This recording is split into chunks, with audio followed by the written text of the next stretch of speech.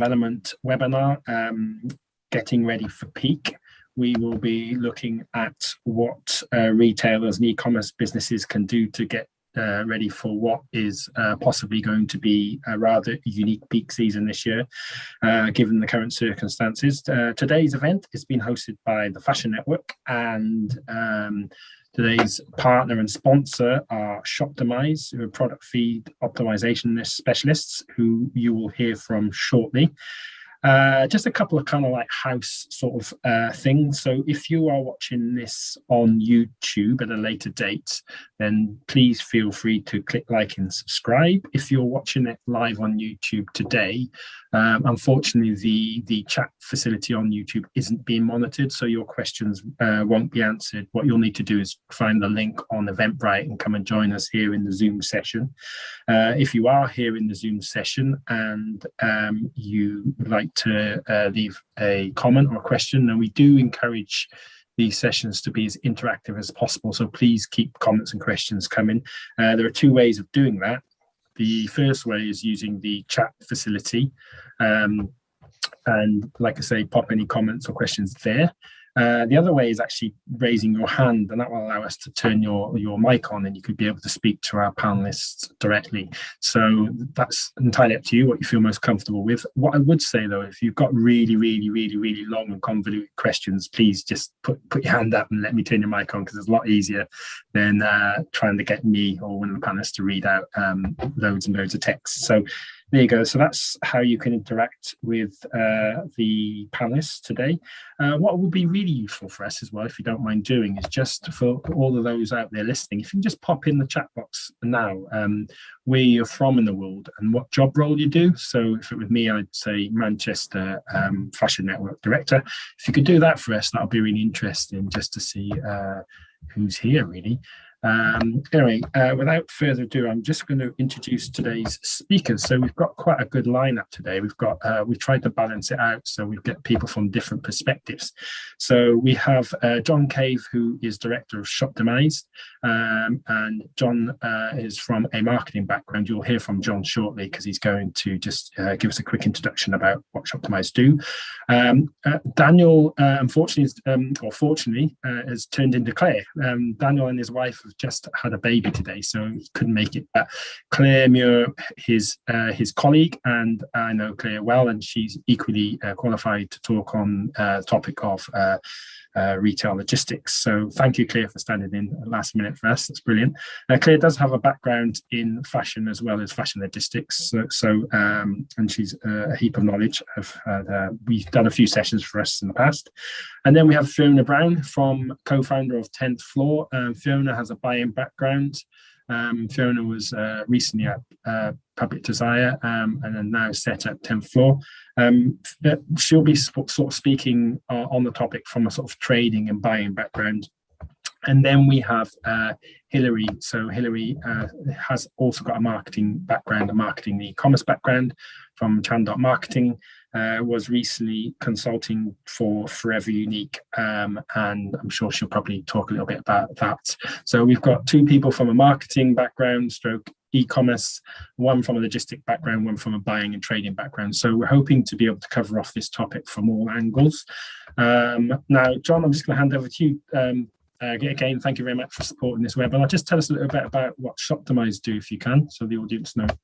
Yeah, Shoptimised, we're a product feed optimization platform. So we offer software or SaaS software that helps you optimize your product feed and syndicate your products out to Google Shopping, affiliate networks, Bing, Facebook, Instagram, Pinterest. So kind of our expertise is very much in marketing of products as a specialism. And I'd say probably 85% of what we do is very much centered on Google Shopping. Thank you very much. I'm just looking through the chat box. If I don't know if you guys want to do, and as usual, we've got people from all over the world. Manchester, UK. We've got someone from Mississippi, where some of my ancestors hail from. So welcome there from Mississippi. Algeria, London. So we've got quite an array of different sort of like job roles as well. So Hopefully we'll have a good session. But like I say, guys out there listening, please feel free to keep your questions and comments coming. So we want this to be as informative and useful for you. Before we go into the first question, I'm just going to publish the first poll. So the first poll is, we'd like to know what you're most worried about with respect to this peak coming up. So I don't know if you guys on the panel can vote. I don't know if you can see that, but to the audience, if you could just let us know what your key or your biggest worries are at the moment with regards to this season's peak. It's sort of neck and neck at the moment. Oh, no, you've got, it's sort of fluctuating a little bit. I'll give it a few more minutes just to allow people to just answer the questions, and then I'll publish the poll. So it's looking like it is stock levels. Have a look. It's interesting.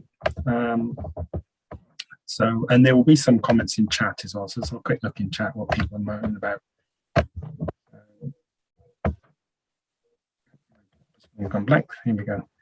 Okay, guys. So anyway, I'm just going to kick off. Well, John, while you've still got the mic, then just let us know. Can you just sort of outline what the key dates then that retailers should be focusing around for sort of this quarter's peak, if you like? Yeah, well, I guess there's a way I would look at it, and then there's probably a way Fiona would look at it, and Claire would look at it. But kind of from the strategic part and the planning part really should start now if it hasn't already started. Christmas gift buying will pretty much start to climb from September.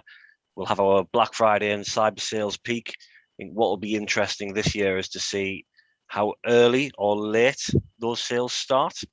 So it usually does work like dominoes. Once one person goes, then everybody else follows. And then that period between where we go back to full price after Black Friday before the Boxing Day sales kick in. But for us, kind of planning has already started and strategies have already started. But I guess from a buying point of view, Fiona, when do all these start for you? Well, obviously your key date in terms of like landing your stock, like your seasonal party stock from a fashion perspective would be kind of middle October, with the excessive shipping times from China at the moment, and bearing in mind, like, I don't know, 60-70% of what we're talking about comes from China. You really have to have your orders placed by June. So everybody would have everything down at this point. And yeah, for a lot of people, stuff will be starting to leave now. So Xing China at the moment. So it's really just making sure that, like, from a buying perspective, that all your boxes are ticked and you've got all your production samples, and yeah, that everything is ticked and yeah, getting ready to leave really. So when we're talking about peak, then John or Hilary, actually, are we just talking about Christmas and Black Friday, or is there more to it than that, Hilary? Way more, in my view. Obviously, Black Friday gets, well, you say it gets bigger. It's waxed and waned a bit, but last year's was crazy big. So you've got Black Friday and Cyber Monday, and that's obviously back end of November. You've also increasingly got things like Singles Day, which I was really surprised about has made the jump. And the Hut Group did quite a bit on Singles Day, which I think is a Japanese event that has hopped over here. And you've also got Halloween as well to think about. When I think about fashion apparel as well, you've got Halloween you need to think about, which is bizarrely a day when people, increasingly adults, want a particular outfit or a particular look. And then obviously you've got all of the stuff around party wear and seasonal apparel that really kicks in. I mean, I was out yesterday and everybody now has got coats in.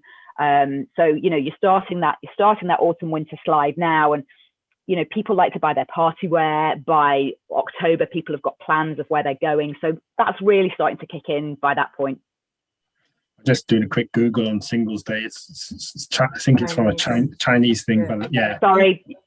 Just as a quick case we get any rants in the chat box or later on. Apologies if I've got that wrong. I'm sorry. That's not a problem. Is obviously, because we've got a global audience, is there anything other than, obviously we've mentioned Single Days, is there anything else within that period that we should be mindful of, or have we pretty much covered most of that off? I think for me, those are the key dates for me. Sorry. No, sorry, John. Yeah, I was going to agree with Hilary. I think Singles Day is probably the biggest of a thing, and that big jump that we've seen kind of move across, and loads of people took great advantage of it last year. I was actually just going to ask Hilary a question of, last year we didn't have the party wear. Do you think people are going to double down on that this year, now that we hope and hopefully we'll still be allowed to have our Christmas parties and enjoy the season a lot more? It's so I think they'll double down on it if they can. There'll be questions around availability, and there'll be questions around getting the product in.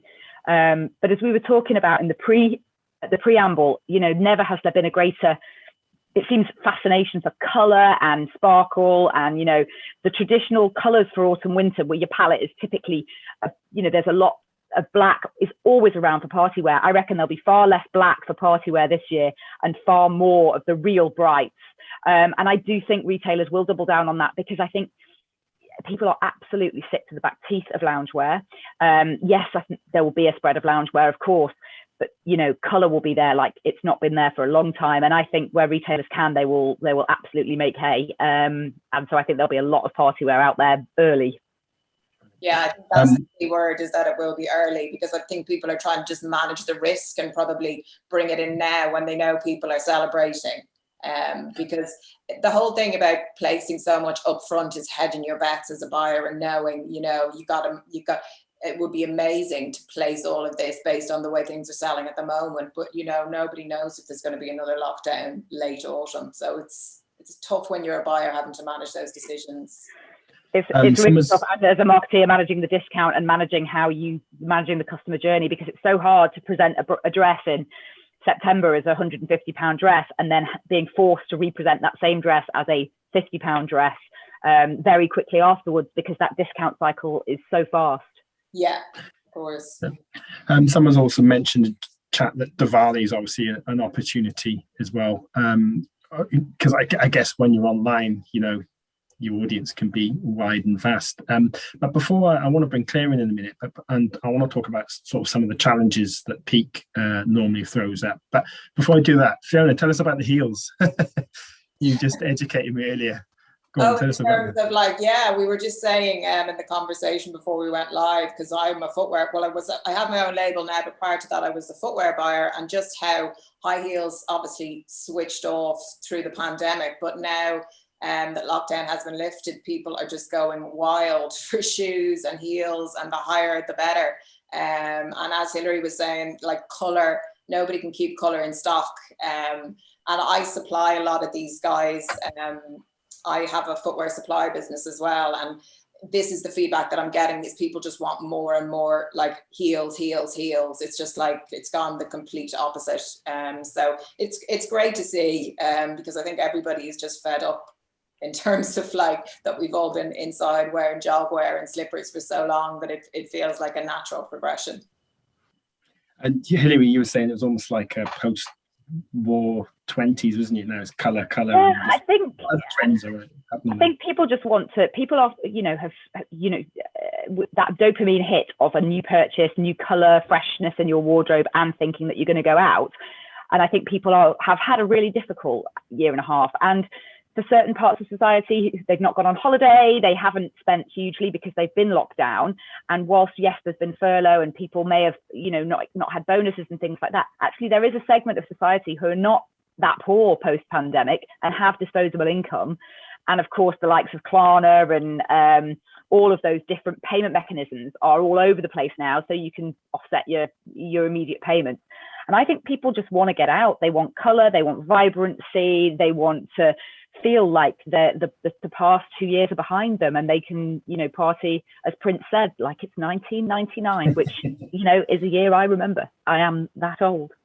And this is something that's particularly very unique to this year, isn't it? And the whole post-pandemic scenario, really. I want to come on to sort of like the challenges now. And I'd like to ask everybody this. So I'd like to know the challenges from a marketing point of view, from a trading point of view, but we'll start with Claire from a logistical point of view. Can you just talk us through what, in a normal year, the normal challenges are from a logistics point of view, but then also, can you just tell us about what the things that have happened in this year? Because I think a lot of people still don't realise that there's an issue with no containers being in China and lack of lorry drivers and all that sort of stuff. So do you want to just outline some of the key challenges a normal year and what this year is like? So for logistics in the UK and USA, maybe to a lesser extent Europe, Black Friday is kind of peak. Really, it's where it really starts. So we have a kind of a cascade of challenges which start really about making sure you've got the freight capacity, then making sure that you've got your outbound carriage capacity really by the end of October, because since Black Friday started in about 2014, the British carriers in particular started to be really, because they fell over that year, they're really cautious about not allowing you to go to put more volume on their vehicles than you said you were going to, so your forecast had to be accurate down to a daily level. And then you've got challenges with getting the people in that are trained to pick and pack product and to deliver product. And then you've got challenges around making sure you've got all the right consumables. So there's really a cascade of deadlines depending on what the lead times are, starting from, in a normal year, probably starting, as Fiona mentioned, about now when you're starting to put your goods on the water. And that's always, we would always sort of have a post-peak review in about February, and we start planning for the next year, making sure that we're managing different processes to focus on getting that customer experience, whether it's getting product to stores or to consumers. And yeah, it's always been interesting. And last year, of course, was the first year of COVID, which threw up an awful lot of strange behaviour. So forecasting, which is always a dark art anyway, became impossible, and we ended up going into lockdown 2, so everything went online again. So that really sort of threw up a different pattern. So previously, the peak year would kind of be build up a little bit, then there'd be a dip while everyone waited for the discounts, and then a massive spike around Black Friday, and then it would calm down over the weeks towards Christmas. But last year, the marketing actually started earlier, and I think people started shopping differently, and obviously people had to shop more online. So there was a big spike, of course, Black Friday, but it was the Black Friday volume was actually lower last year than it was the year before, certainly for our clients. But the overall volume, if we look at the whole of November and December, especially for e-commerce, the overall volume was actually significantly higher. I'm expecting that to happen again this year, that the marketing will start even earlier. Obviously, last year we had Amazon Prime Day delayed until October, I think it was. So people started buying at discount level a little bit earlier. But the particular challenges this year around the supply chain are, you mentioned that for sea freight, the containers are in the wrong places. So because of the way that COVID panned out over the last 12 months, all the shipping containers, or a lot of shipping containers, are in the wrong place. They're in Europe and the USA, whereas the product which needs to be shipped is in the Far East, and the boats which the product needs to be shipped on are largely in the Far East, but you can't ship the product on the boats without the containers. So there's been a huge, very painful disruption in sea freight at the moment, which has included a massive price hike. We're talking like 5 times higher prices for a sea container because availability has just crashed. So supply and demand has pushed the prices up. But we're also still seeing continued disruption in air freight because there are fewer flights going, which means that air freight is difficult to get hold of. So the price is still higher there. There's still COVID surcharges. And that's both for inbound goods, but also if you're shipping outbound goods internationally, if your customers are across border, then that's tricky. And of course, for the EU, we've got the whole problem with a shortage of drivers, or European drivers finding it difficult to get here to the UK. So from a freight point of view, we're getting hit in every possible way except for train freight, which not an awful lot of our stuff goes on train freight. Okay, and John was asking in the pre-session, he was asking whether we're going to see gaps on the shelves this Christmas. Yeah, I think so. I think we're already seeing that some brands and retailers aren't getting the product they want. So people their stocks, they're getting stock outs, or they're getting the wrong kind of stock. So that's going to have an impact on sales.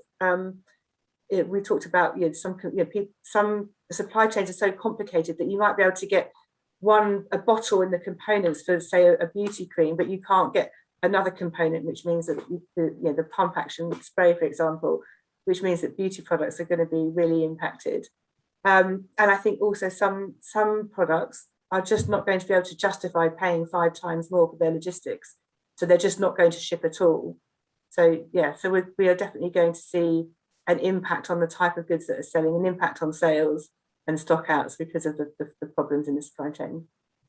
John, what about you from a marketing point of view? What sort of challenges are you facing at the moment, and what do you normally face when it comes to peak, and how are you preparing for this particular peak? Yeah, I think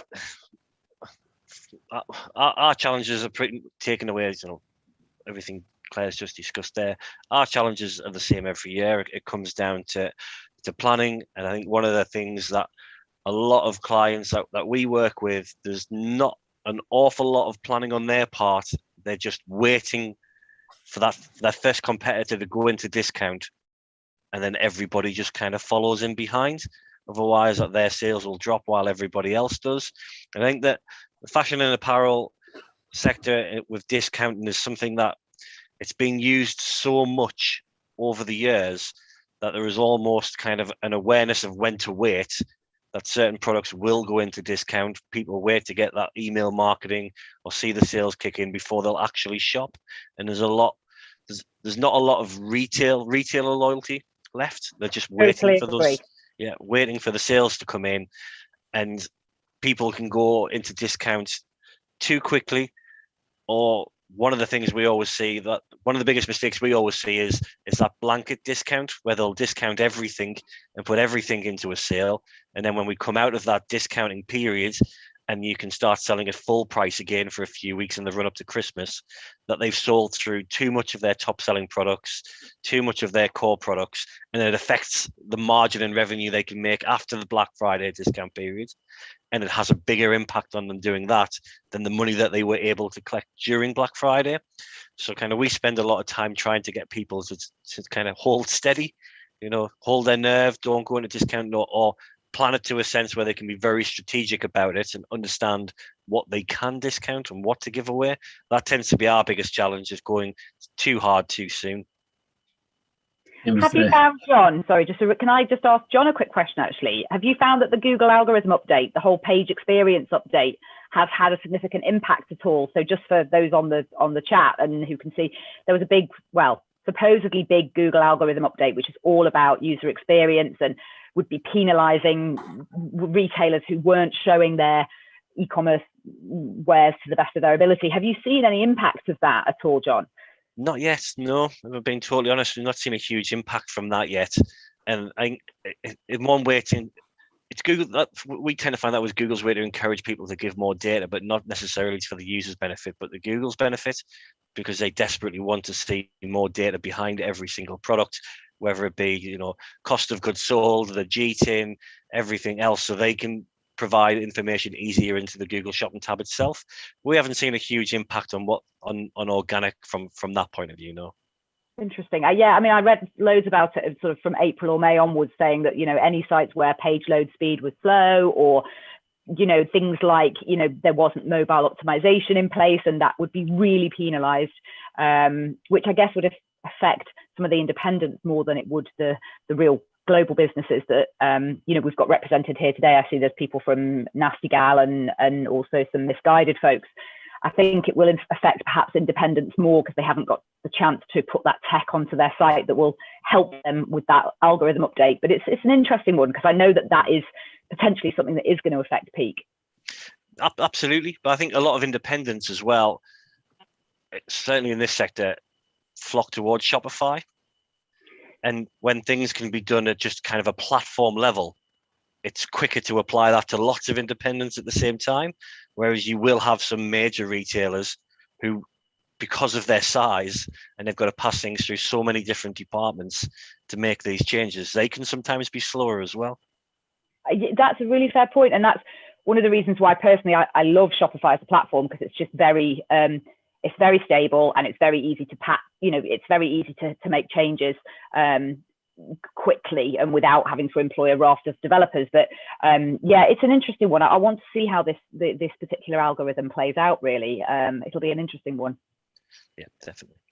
No, I want to bring you in then. From what sort of challenges from a buying and trading point of view, then what sort of challenges do you face around peak normally, and in particular this year as well? I think one of the biggest challenges at the moment is trying to capitalize on trends and forecasting trends, because normally traditionally, if you land a best-selling style and it's a new trend at this time of year, you have enough time to repeat and get back into it for peak trading. But because obviously the shipment times and all of the issues in relation to containers, that has a massive knock-on effect, and everything is like, really, most retailers are doubling their traditional shipping times at the moment from China. Like, it's normally 6 weeks, but most people are allowing 10 weeks. So it's really difficult if you get into a line, for example, you land a new trend, and there's always going to be something that emerges for autumn winter that will kind of, it will happen in the next 4 to 6 weeks. And there tends to be like a trickle down effect in terms of, let's say Zara are the market leaders, they will land something, whatever it is. Like, if it's going to be like turquoise or green is like an amazing color at the moment, that something becomes quite apparent and then everybody tries to jump on. But because of what's going on in the marketplace in terms of logistics, that makes that really difficult and challenging.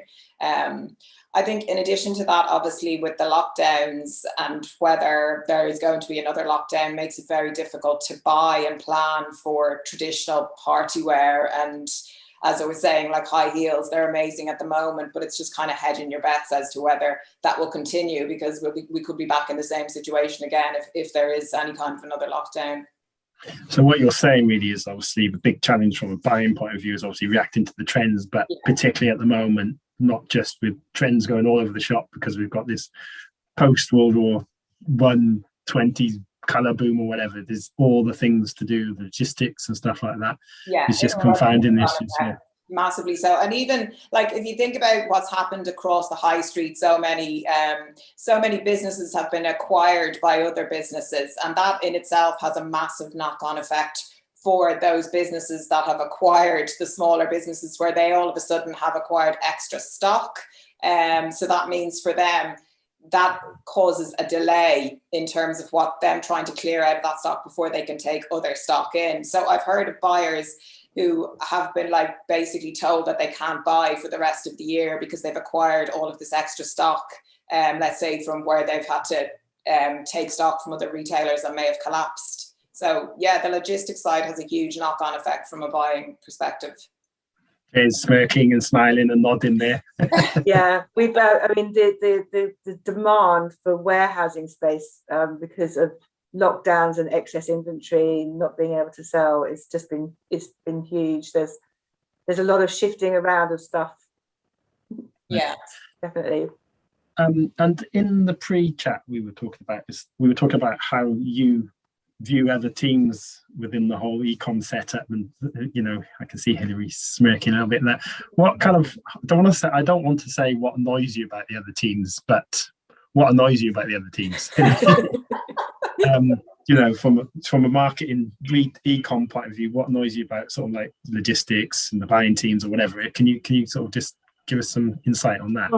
It's such a tough one, and I think almost when you're working a big retailer or a small retailer where you've got these separate teams, you're almost set up to not compete but have difficult relationships, because as a marketeer, you're driven, your KPI are demand generation and profit generation and bringing people to the website, clicks, sessions, conversions, etc. But of course, that has a knock-on effect into the buying teams, into the logistics teams. And so you've got a budget you've got to hit. Your buyers have already bought the product, so you've darn well got to get rid of the product. You've got to move it through the business. You've got to make sure that you optimize the amount you can achieve for it. So you don't want to hit the discount button too soon. But then you're looking over at logistics and thinking, hold on a minute, I've just done an event. I've got people, desperate to buy this stuff. I know it's in the warehouse, but for whatever reason, it isn't showing up on the system. And that's frustrating from a tech point of view. And I think it's, as you rightly said, Claire, we need to be better friends. Both, I think sometimes marketing and buying get pitted against each other, but equally the commercial teams versus the logistics teams get very pitted against each other. And actually, it's a really important thing to walk in each other's shoes a bit. It's tough time. Claire, do you want to sort of come back on that a bit? Or? Yeah, absolutely. I think especially for me, marketing and operations need to be best friends, because obviously every conversion somebody has to physically do. So if we have access to the marketing calendars and we're working together, what kind of uplift do you think this will have, and and when is this going to go live? And if we don't have obviously you have to be a bit responsive because you don't know what your competitors are going to do, what the market's going to do. So you have to build that in. But the more you can work together, the better the overall end user experience, and therefore retention is going to be. The more able that operations are to keep up with what's happening. So that, ultimately that means that the marketing money is spent well if the customer has a good experience and they come back again. But yeah, in my long experience over the years, we do often find that, not often, but regularly find that people forget to tell us stuff. So, a campaign will go live, or we'll be told that we're definitely not doing something, and then they do it. And it can be quite alarming when you're on the ground trying to respond to that. But that's the key. Marketing and operations need to be best friends and close together all through the year, but especially from now right through to the middle of December, I think. Sorry, go on, Hilary. And I do feel awful when marketeers, we see a competitor do something and we have to react, or those are really tough times. And then you talk to your colleagues in logistics and operations and say, I'm really sorry, but we kind of, our hand has been forced. Everybody else has gone. We need to go. And it's about having the conversations, as you say, as early as possible, and trying to have not an abundance of meetings, but certain meetings that just say, okay, here's our intention, and this is our best case scenario of what the intention for peak looks like. But actually, we all know that this is probably within a 20 or 30% tolerance of what's actually going to happen. Yeah, and there's nothing that can't be fixed with best endeavours. Even if you're finding that you're going to worst case scenario 50% off sale and next day delivery that you weren't expecting, God, heaven forfend. But you can still manage, and you can still do something even at that late stage to get the customer experience and the customer expectation, and manage that and get a plan to recover, as long as you're communicating and being friends. Absolutely. And I think also key comms to your customers as well. If you have to turn on promotion to your customers, and you're turning it literally on a dime, and you're going, as you say, heaven forfend, 50% off free Dell, hammering away at your margin. Inform customers that these products are not available on next day delivery. You can have your free delivery, but it's actually going to be the 3 to 4 day window, and you suspend free. We do this a lot actually when we go peak and we do a hit promotion. It's just to suspend, even if only for 12 hours post promotion launch, suspend next day delivery, because it can really help. It stops people hitting that next day delivery button, which then has such a huge knock on effect. Absolutely, that's exactly the method to do.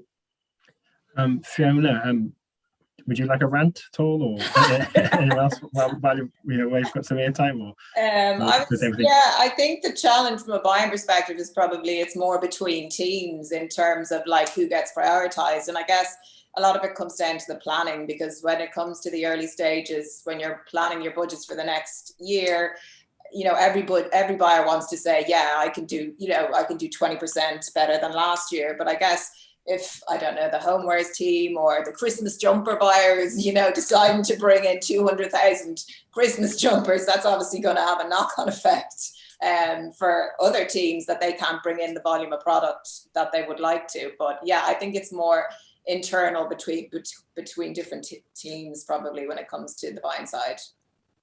And John, is anything? I'll just blame logistics. No, I'm only joking.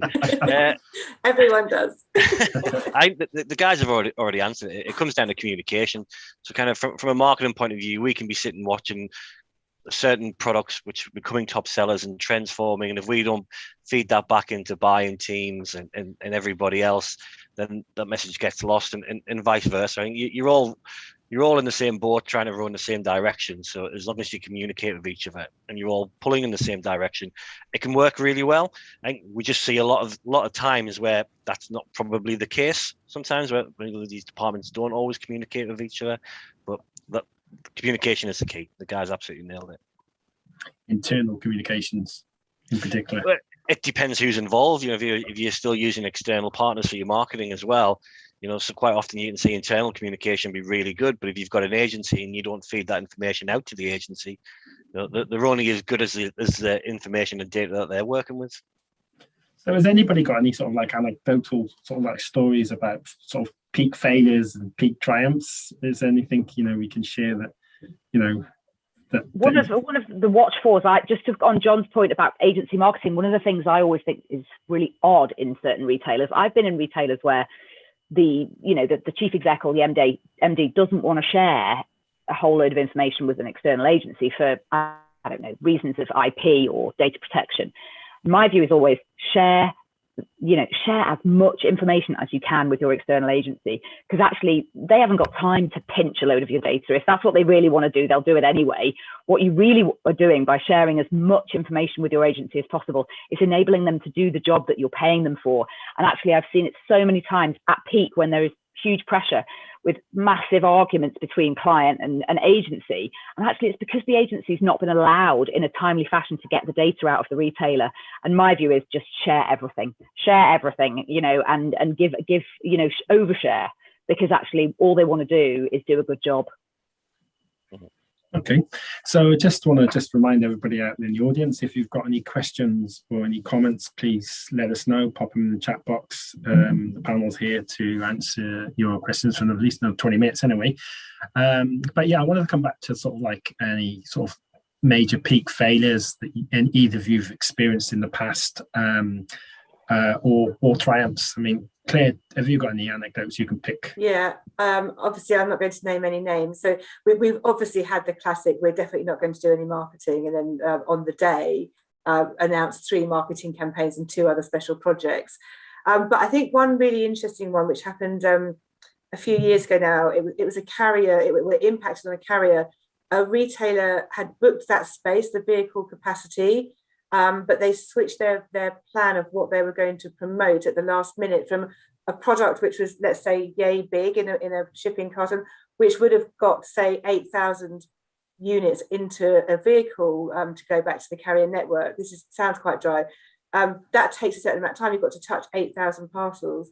But they worked out they could use that same vehicle to promote another product, which was like this big. So they went from trying to put 8,000 units onto a carrier vehicle to trying to put something like 36,000 units on. And it really caused everything to fall over down the chain, because the orders were so much higher that it took longer to do them. It took longer to load the carrier. The carrier then was really upset with the retailer because it then took longer to unload and reload, and it flooded the network and caused delays all the way through. So it's amazing how even that small thing where you think, okay, well, I've booked the space, I've planned this all right, I can just switch this. But the small switch from a medium size to a small product just completely caused the whole supply chain, outbound supply chain, to fall over. I can't name who it was, but massive impact. Can we guess? I wouldn't put you on the spot. I'm only joking. Probably can, Dale. You probably can. And then you've got any sort of success stories that I think, wow, that's gone great, or is just logistics just a constant stream of headache? No, I think it's always, the things that make success sound really simple. Obviously, we all know it's hard. It's planning and forecasting, and of course, we all know that every single forecast is definitely wrong. But planning and forecasting and communications, where companies work well together, when you've kind of got this network where companies do have to work together, the more you have of planning and forecasting, the better things will go. It's last minute changes and surprises that cause problems, or just lack of communication at all. I have one small anecdote. I remember I was working for a client, again, we'll name namelessly, but I think I took two tops out of the warehouse to give samples. I think it might have been for an influencer or something, and getting absolutely yelled at on the phone on the way to London for messing up his entire system. There's 2 things missing on this system. You haven't took mosquito. Yeah, you have to have a director sign that off. Yeah. Well, I did. Very bad. Yeah, it was very bad. Yeah, but John, have you got any anecdotes, or any sort of peak failures, peak triumphs? The failures that we see each year, and they still seem to keep happening each year, is when some of the big websites go down because they can't handle the traffic. So I think it happens to John Lewis every year. PC World Currys seem to go into a queuing system, and that for me is an ultimate failure, because if you're not if you're not prepared to handle the amount of traffic and accept the amount of sales that want to hit your website, then you're losing out on so much, because, you know, as Google will rightly tell us, if your website takes 1 second longer to load, people aren't going to hang around. We're not hanging around or queuing to get into your website. So I always see that as a bit of a failure. We see loads of successes, but I think, again, the successes come down to the people who plan it properly, put the time in, get their strategy right, know what they're doing, follow through, and stick to it. So that issue you're talking about there really is what marketing not speaking to e-com and IT really, and the IT guy is not speaking to the servers, and is that just an internal communications thing then, do you think? Or probably, but at this point, I would assume common sense might kick in at some point. They would know that this was going to happen at this time of the year, but it probably does come down to communications, and it could also come down to failures as well. I mean, you've seen cloud networks and other server and hosting providers going down. It wasn't that long ago, maybe a couple of months ago, we felt like the whole internet went down because one service failed and everybody's website seemed to go offline. Yeah, we're very interdependent, aren't we, at the moment, I think. Hilary or Fiona, have you got any sort of like anecdotes or things that failures or triumphs you'd like to share about? If you don't worry about it. If you do, it'd be great. No, only trying. No, I guess the big thing is, like, if you can be in stock, you know, in a really good line, you know, in peak trading, like for one of the big retailers I've worked for, you could sell 100,000 units in a week, you know, so it's good for your bonus. And Hilary, do you want to add or not? I had a great experience when I was, this was just outside of the apparel industry, but yet the experience is fashion related. Just when I was at Getting Personal, where I did a project as interim marketing director there. They're a gift retailer, but it was the first year, about 10 years ago, when Christmas jumpers became a thing. And we'd ordered like 100,000 units of Christmas jumpers, and we'd got a price set and we knew the margin and it was going to be great guns. And what arrived on the container was absolutely not what we'd ordered, it wasn't clear even post Christmas exactly how the cock up had happened, and what we'd got was about 50,000 units of what we had ordered, so that was fine, and we were able to sell some of it, but about 50,000 units of some sweaters with profanity on them. Obviously, we heard about this. The profanity did relate to festive profanity, but and I'm not going to say what it was, but anyway, we weren't able to sell those sweaters. Oh gosh, I've heard a few of those stories actually. Yeah. I won't mention names, but I've heard some highly offensive graphics being accidentally printed onto T-shirts and stuff like that. Yeah, that's I think that's one for the PR team eventually, isn't it? I think ultimately, but I just wanted to go around you all just and think, obviously, with regards to this year, then this year's quarter, obviously we've spoke about lots, you know, from a trends point of view, things, you know, it's been quite abnormal. From a logistics point of view, it's been quite abnormal. What if you're all in charge of all your respective businesses, then what would your tips be to the audience now to get prepared if you can? I'm going to come to Claire on that. So what would you ideally like to see some of your clients have in place for this year's, you know? So, I mean, I'm speaking purely from the back end, so not necessarily what's right for the whole infrastructure, but for us, starting marketing campaigns early and smoothing them out. So making sure that the end user would know, the customer would know that we're going to be doing this for 2 weeks or something like that. Just to kind of, and I think most people do now, they mostly start their marketing campaigns, let's say a week or 5 days before Black Friday, just to smooth it out and also to get in ahead of other people. So starting things early and planning and making sure that you've got a forecast in so that you can basically, the whole supply chain can work out what capacity it needs to manage the business. Is it early is now, or should we even be doing it? We have asked all of our clients for their forecast already. We don't expect all of them to reply. But in terms of when I'm talking about marketing early, I'm thinking about communicating to the markets from the beginning of November, and certainly going to any promotions before the 27th, so on the 20th or the 22nd. And John, I'll come to you on this one. This next, what would you like? What's your tips for sort of e-com businesses and or retail businesses out there? What would you like to see them have in place to sort of deal with this quite unusual? Same as Claire. Plan early. Have your strategy ready, because really we should be kicking these things from around about now. But I think one of the things we like to do is go back and look at what we did last year, because there'll be things we did wrong, there'll be things that we did right, so we can understand both, because it's equally important to understand, and you really want to accelerate all the things that you did right. Try not to go too early into your discounting. Try and wait until the right time, not just follow because other competitors have dived into their discounting. A big thing for us around Google Shopping is looking at a full analysis of your Google Merchant Center, making sure that all your products have a chance to be visible. You're getting rid of any disapprovals. You don't have any suspensions hanging over your head, because we've seen that over the last couple of years. Just as the Black Friday weekend kicks in, clients getting suspended and staying suspended for 3 or 4 days, especially as Black Friday lands on a weekend. Google aren't going to review your account over the weekend, so you've pretty much lost out on that. So there's a lot of little things to just get your ducks in a row, check.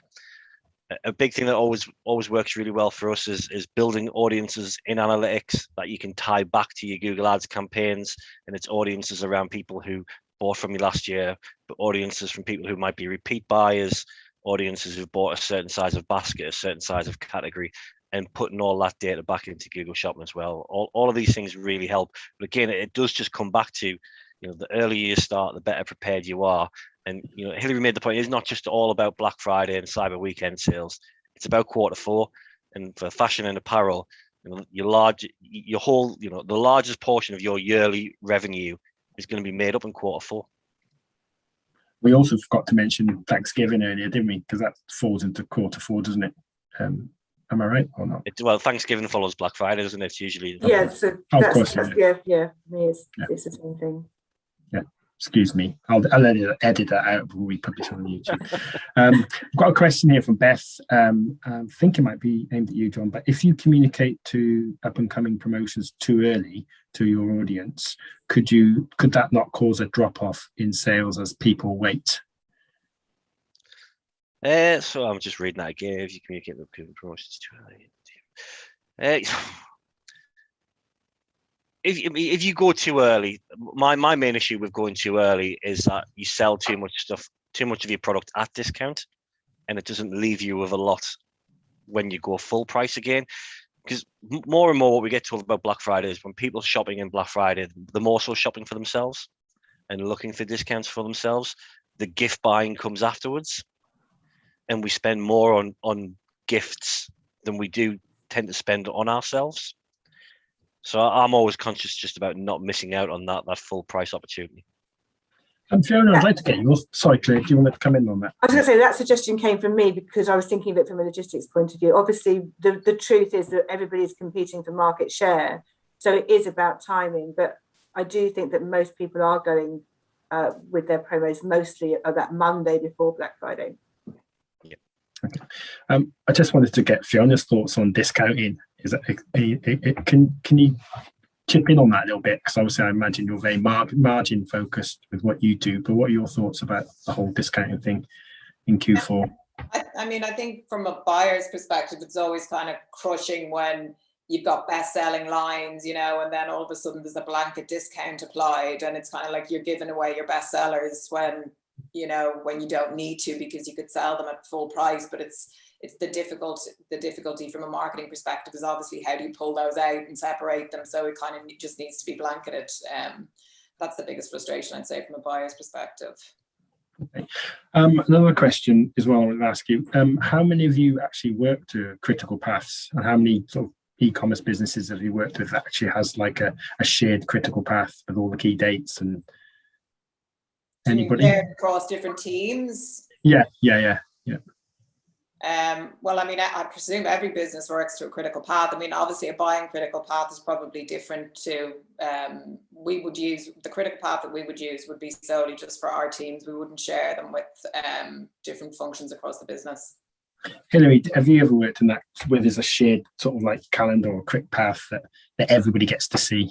I've tried before now to do a whole business-wide one, but unless it's a really small business, you just can't. And I know that's nirvana, but I've never been able to work like that. We tried at Shop Direct to have like a business-wide critical path. That's the very group, and it never worked. But in marketing, we always work to a critical path because dates are so important. You know, if you're trying to lock down influencers for a campaign, if you don't know the critical path you're working to, you'll never get that sorted ahead of peak, for example. So that's so early these days now because they all want to tie up their income. So all those things, you've got to have your critical path. Yeah, completely agree. So I think one of the dates we haven't mentioned is the last postal date as well. Very true. Of how critical it is to get that right. Yeah. And tell your customers what it is as well, and make it really clear that is when we're stopping, because that can create havoc if you don't. Yeah, and I think because there's no such thing as one last posting date, of course, especially when you're shipping internationally. So you've got a cascade of them. So the last week before Christmas, right up to the day before Christmas Eve would be your next day domestics. But yeah, that should be issued to the retailers now. So the carriers are starting to communicate that kind of information now, and so the retailers can communicate it to their customers from probably November onwards. Okay, well, we're well into our last quarter now. We've got just under 10 minutes to go. So if you've got any other questions out there, guys, please let us know. Also, immediately after this, there's a link in the chat box. You're more than welcome to join us for a little bit of a post-networking session. I think all our speakers will be there for Claire, and we'll be there for that 15-20 minutes if you just want to join us in a little breakout room and have a little bit of an informal chat if you like, in the normal circumstances. Or if we were running a real live event, we'd probably say meet you at the bar. We'll have some canates and stuff like that. But I just sort of, and if there's no other questions, I just wanted to just get a bit of a sort of a futurology session now for about 5-10 minutes about where you see sort of like peak season going in the next few years to come, and whether this whole COVID pandemic thing has changed things for the better or for the worse. Hilary, I think I might come to you on that first, if that's okay. I think so.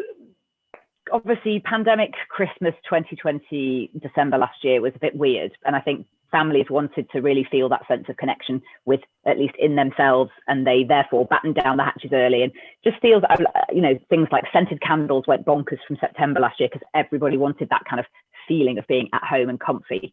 I wonder whether that will happen this year. I think people definitely want to celebrate, but it's obviously going to be going much more about, it's going to be focused much more on going out rather than staying in. Which I think is interesting from an apparel context, and also if you're in the business of scented candles, because I don't think those sort of things will sell as well. I think going out will be huge this year, but I do think going into 2022, I wonder, because I think actually some chickens may start to come home to roost at that point. And I think although there will be some people who aren't indebted, there will be plenty of people who are hugely indebted and are starting to have to pay off big pandemic related bills. We already know that the country is going to have to pay off big pandemic related bills, and old Rishi Sunak's having to look at that. But I wonder that 2022 is going to be perhaps a bit more of a Spartan Christmas than 2021. I would hypothesize. John? Sorry, did you say John? Yeah. Sorry. Yeah, I agree with Hilary. I think we're gonna get to enjoy Christmas out this year. I'm not a betting man, but I don't think we'll end up in another lockdown, not the way the government wanted to go. But I think what will be interesting this year is we will see a lot more commerce flow back to retail. Now, we still expect e-commerce to grow a little bit this year, but not as much as what it grew last year. But I think ultimately we're not going to go back to what we were. I think there's been a lot of habits formed in the sense that people are happy to shop online, especially in the older demographics, which was the biggest growth demographics we saw over the last year. So I don't think there'll be a huge rush to go back to retail. I think e-commerce will continue to flourish, but we're definitely not going to see that huge amount of growth that we saw last year. It'll be a lot smaller growth, but we will still see year-on-year growth. And how do you see things panning out, Claire? I think the same. Obviously, the last year and this year are probably not years to use the historical data in the future, because they've been so crazy and unpredictable. But I wonder whether that will continue in a way that the unpredictability will continue if we stabilise. Obviously, there was always the trend away from bricks and mortar towards online, and COVID accelerated it. And yet my mum did learn how to shop, and she's now happy shopping online, and she won't go back. I do think that will continue.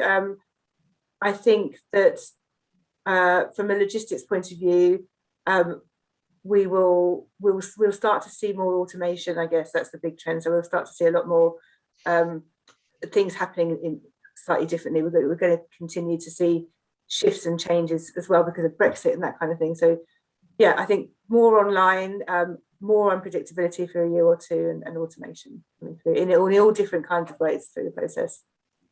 Fiona, how do you see things panning out? I think from a buying and sourcing perspective, I feel like the challenges that all of these circumstances are creating is really creating a push for people to want to source products closer to home.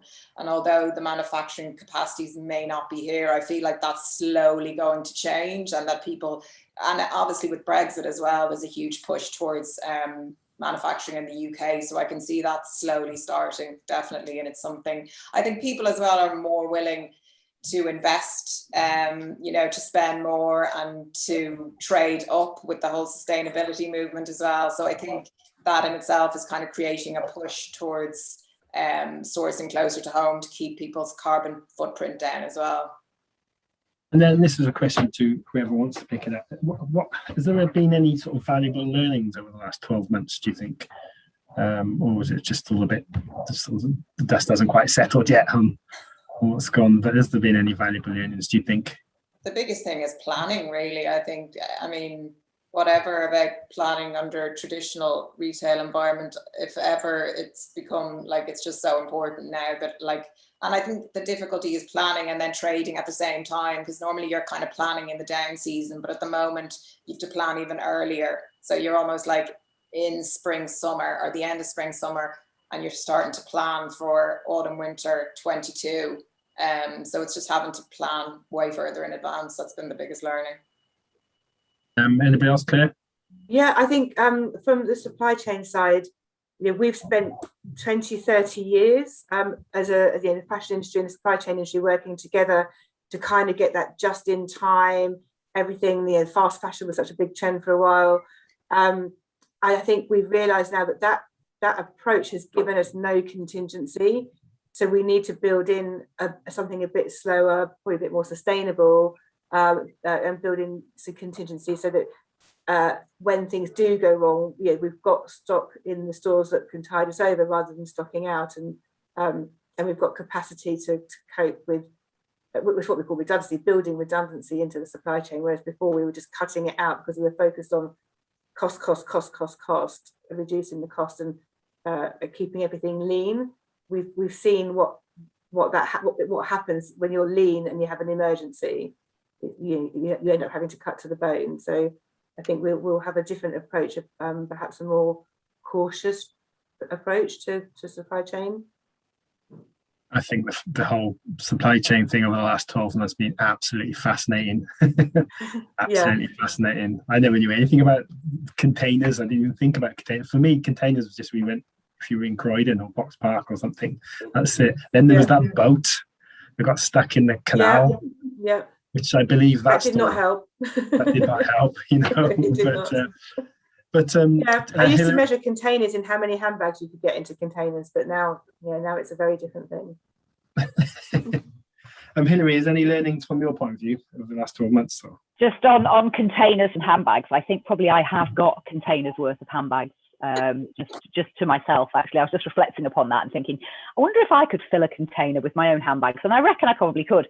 But that's an aside. I think one of my big learnings is around influencers, and going to the pandemic, they thought they were going to lose their trade and that people weren't going to buy, and then suddenly the influencer realized actually people are at home, they're on their social way more than they ever were, and so influencers space has been somewhat transformed, and their prices are going up all the time, and 2-3 years ago people were predicting the end of influencer based marketing.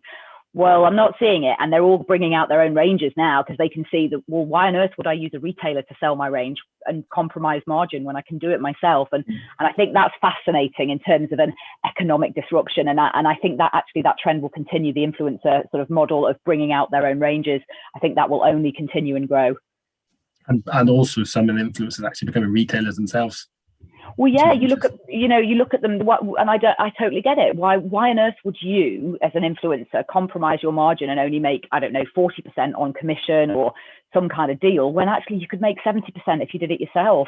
And I'm seeing loads of influencers going into that model now, and the ticket price of most influencers has doubled since the start of the pandemic, when things did shift downwards, and now the clock is the pendulum is swung back right the other way.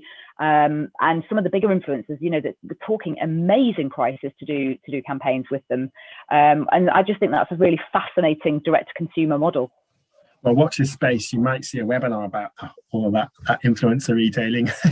John, you can have the last. Sorry, I'm just conscious of time here, Hilary, because we're at 3. So, John, there's any learnings you'd like to share with? You've had you could probably do a webinar just on all the things that we have learned. I think we've learned, how fragile things can be, how much things can change, how quickly things can shift, certainly towards e-commerce. But yeah, I think once the dust settles a little bit, we'll be able to kind of summarize that a lot better. But yeah, I think we had no idea how fragile some of the supply chain would be, how challenging these periods would be, how amazing some companies have managed to do during this pandemic and really play to its strengths, and how some companies have been utterly decimated by it. So, well, thank you very much to all the panelists, John, Dan, not Dan, Claire, Fiona, and Hilary. I'd be delighted if you could join us. If you just click on that link in the chat box, we'll have a little bit of a debrief, and if any of the audience wants to join us, it'd be great if you could join us in there for a cup of tea and a quick chit chat, 15-20 minutes. So round of applause to you all. I'm sure people are clapping, but you can't hear it. But if I just ask you then just to switch your cams and stuff off, and I'll see you in the other room. And thank you everybody else in the audience for listening to this. I'll see you in the other room. Bye-bye.